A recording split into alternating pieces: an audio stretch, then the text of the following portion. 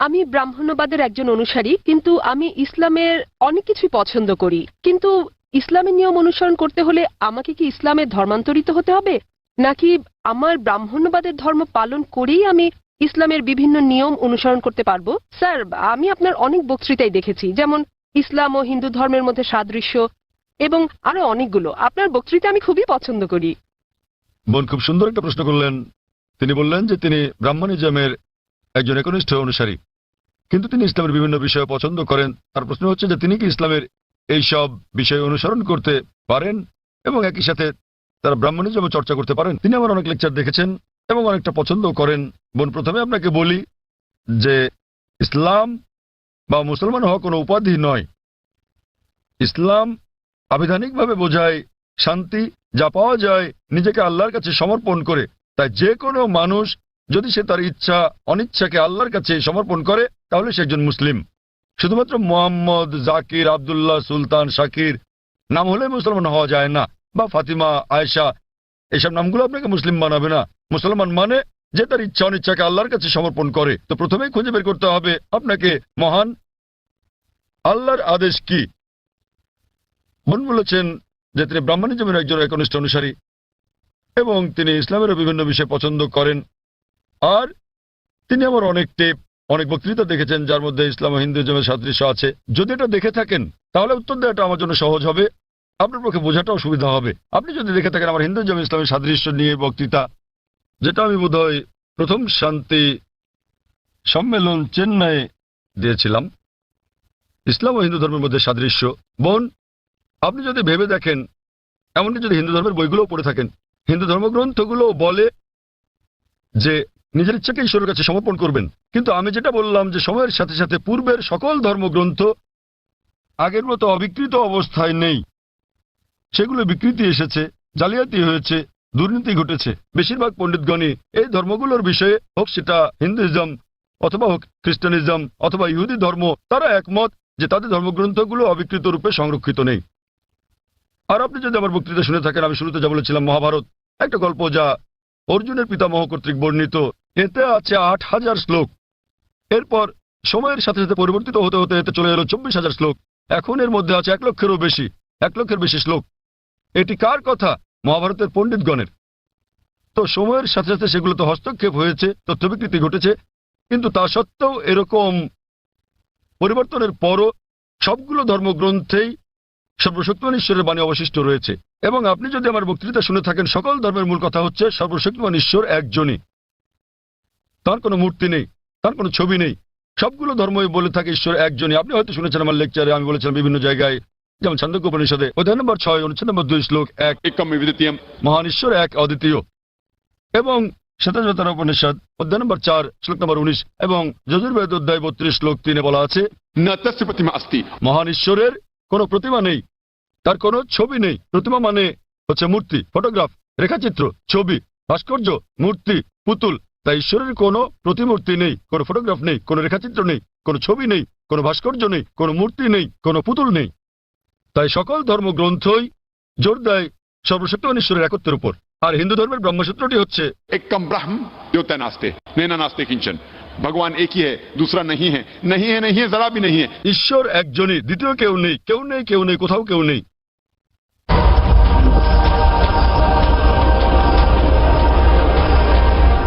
এবার আসি মূল প্রশ্নে, যা হলো একজন কট্টর ব্রাহ্মণ হয়েও আপনি ইসলামের শিক্ষা অনুসরণ করতে পারবেন কিনা। বোন, একজন সাধারণ ব্রাহ্মণের পক্ষে মুসলিম হওয়ার চেষ্টা করাটা কঠিন, কিন্তু যদি কঠোর ব্রাহ্মণ হয়ে থাকেন, বেদকে কঠোরভাবে মেনে চলেন, তাহলে আপনার ইচ্ছা অনিচ্ছা ঈশ্বরের কাছে সমর্পণ করতেই হবে।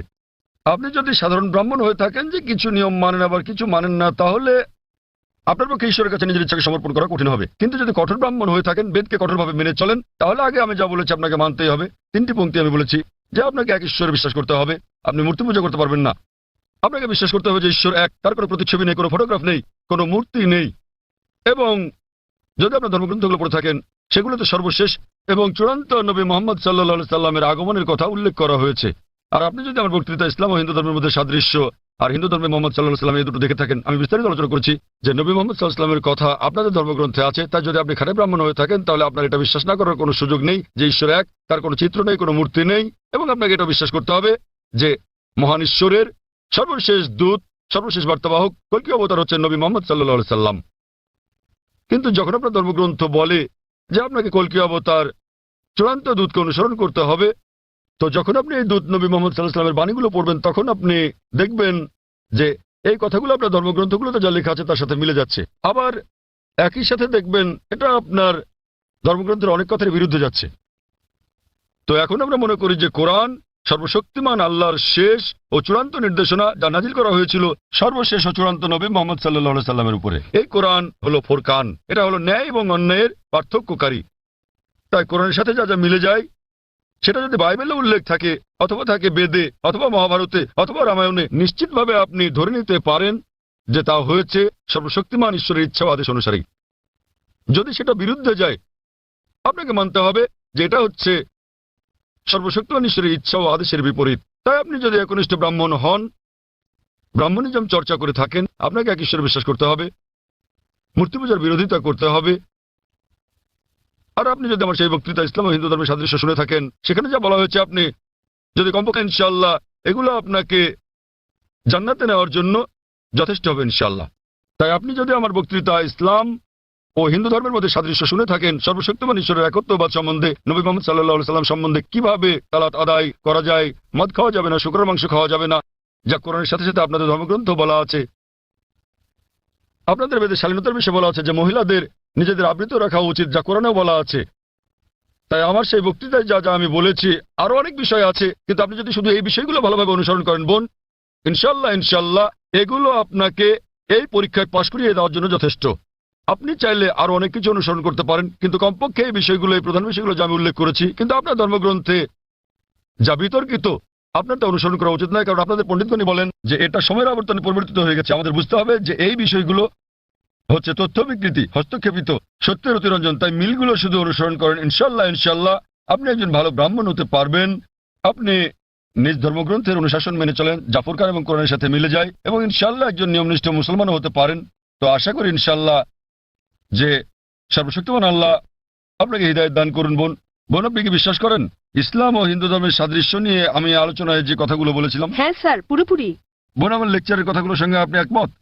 জি স্যার। আপনি কি নিয়মগুলো মানতে রাজি আছেন? হ্যাঁ হ্যাঁ, রাজি আছি। তাহলে আপনি যেহেতু এগুলো মানতে রাজি আছেন, আমি যা বলেছি, সুতরাং আপনি প্রকৃতই নিজের ইচ্ছা অনিচ্ছাকে আল্লাহর কাছে সমর্পণ করলেন। আরবিতে আপনি বলতে পারেন মুসলমান, বাংলায় বলতে পারেন আল্লাহর কাছে নিজের ইচ্ছাকে সমর্পণকারী। তো যদি একমত হন যে ধর্মগ্রন্থগুলোতে বলা আছে এক ঈশ্বরের উপাসনা করতে হবে, তিনি ছাড়া আর উপাস্য নেই, মূর্তি পূজা করা অন্যায়, আপনি যদি সর্বশেষ ও চূড়ান্ত নবী কল্কি অবতার মুহাম্মদ সাল্লাল্লাহু আলাইহি সাল্লাম এবং তার শিক্ষার উপর বিশ্বাস রাখেন, তাহলে আমার মতে, আমি যদি আরবিতে বলি, আমাকে বলতে হবে যে আপনি ইসলাম ধর্ম পালন করছেন এবং আপনি একজন মুসলিম। বোন, আপনি কি একমত আছেন? জি স্যার, একমত।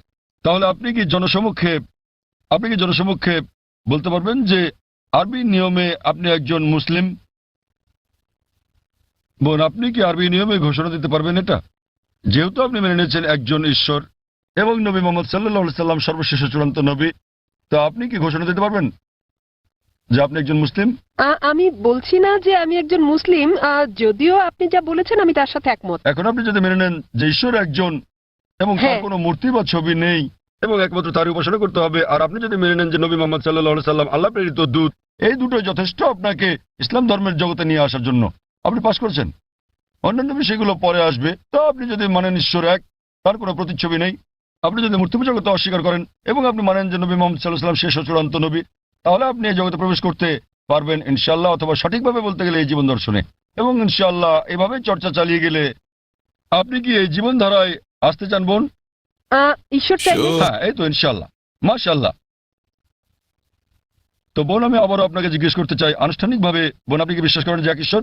হ্যাঁ করি। বিশ্বাস করেন যে সর্বশক্তিমান ঈশ্বর ছাড়া আর কারো উপাসনা করা উচিত নয়? হ্যাঁ হ্যাঁ। আপনি কি একমত যে মূর্তি পূজা ঠিক নয়? পুরোপুরি না হলেও কিছুটা একমত। না, দেখলেন তো, পুরোপুরি না কিছুটা, এটাই বলতে পারছেন না। আপনি এটা বলতে পারেন যে একটা খেতে চাই পেতে চাই, মূর্তি পূজা করা সঠিক নয়, নতুবা সঠিক। এর মানে ঈশ্বরের কাছে প্রার্থনার জন্য আপনার মূর্তি পূজার সাহায্য নিতে হবে না, কোনো মূর্তি পূজা করতে হবে না। আপনি কি মানেন যে ঈশ্বরের কোনো প্রতিরূপ নেই? হ্যাঁ। আচ্ছা, আপনি মানেন, এর মানে আপনি বলছেন ঈশ্বরের কোনো প্রতিমূর্তি নেই? হ্যাঁ। ঠিক আছে, আপনি কি মানেন যে নবী মোহাম্মদ সাল্লাল্লাহু আলাইহি ওয়াসাল্লাম সর্বশেষ চূড়ান্ত নবী? আমি আসলে এইটুকু পর্যন্ত ভালো করে জানি না, কিন্তু অন্যগুলো আপনি যা বলেছেন আমি মানছি, কিন্তু আমি আসলেই সর্বশেষ বিষয়গুলো জানি না। আপনি কি মানেন যে তিনি আল্লাহ প্রেরিত দূত? হ্যাঁ মানি। আপনি মানেন তিনি আল্লাহর দূত? হ্যাঁ। চমৎকার, চর্চাটাই আসল। একজন নির্ভেজাল মুসলিম হওয়া সহজ কথা নয়, আমরাও চেষ্টা করছি। তবুন আমি যদি বলি আপনি কি আমার সাথে কালিমায়ে শাহাদা পাঠ করবেন? আপনি কি শাহাদাত পাঠ করবেন, যা আসলে আরবিতে একটা ঘোষণা, ওই একই কথা যা আমি বলেছি যে আল্লাহ ছাড়া কোনো প্রভু নেই আর নবী মোহাম্মদ সাল্লাল্লাহু আলাইহি ওয়াসাল্লাম তার দূত। আরবিতে এটা বলতে চান? হ্যাঁ স্যার, বেশ, অবশ্যই। আমি আরবিতে বলবো, আপনি আমার সাথে সাথে বলবেন, আর পরে এটার অনুবাদও বলবো। ঠিক আছে। अशहदु अशहदु अल्लाह अल्लाह इलाहा इलाहा इल्लल्लाह इल्लल्लाह व अशहदु व अशहदु अन्ना अन्ना मुहम्मदन मुहम्मदन अब्दुहु अब्दुहु व रसूलुहु। व रसूलुहु। আমি সাক্ষ্য দিচ্ছি, আমি সাক্ষ্য দিচ্ছি আমি সাক্ষ্য দিচ্ছি যে যে কোনো উপাস্য নেই কোনো উপাস্য নেই আল্লাহ ছাড়া, আল্লাহ ছাড়া, আর আমি সাক্ষ্য দিচ্ছি আর আমি সাক্ষ্য দিচ্ছি যে নবী মোহাম্মদ সাল্লাল্লাহু আলাইহি যে ওয়াসাল্লাম নবী মোহাম্মদ সাল্লাল্লাহু আলাইহি হলেন সাল্লাম হলেন আল্লাহর আল্লাহর বান্দা এবং রাসূল। বান্দা এবং রাসূল। মাশাআল্লাহ বোন, ধন্যবাদ। এখন আপনি একজন মুসলিম এবং আমি প্রার্থনা করছি যেন আল্লাহ সুবহানাহু ওয়া তাআলা আপনাকে পথ প্রদর্শন করেন। আর আমি চাই যে ইনশাআল্লাহ সকল ভাই বোনেরা যখনই কেউ ইসলাম গ্রহণ করবেন আপনারা তাকে জ্ঞানের দিক থেকে সাহায্য করবেন, এভাবে আপনারা সমাজ সেবা করতে পারেন। বোন, আপনার কাছে একটা অনুরোধ আমার যে ইনশাআল্লাহ আপনি কোরআন অনুবাদ সহ পড়বেন, এমনকি যদি আগেও পড়ে থাকেন তবুও, এবং নির্দেশনাগুলো মেনে চলবেন, এবং ইনশাআল্লাহ আপনি তখন আল্লাহর কাছে নিজের ইচ্ছা সমর্পণকারী একজন নিষ্ঠাবান মানুষ হতে পারবেন আর আমাদের জন্য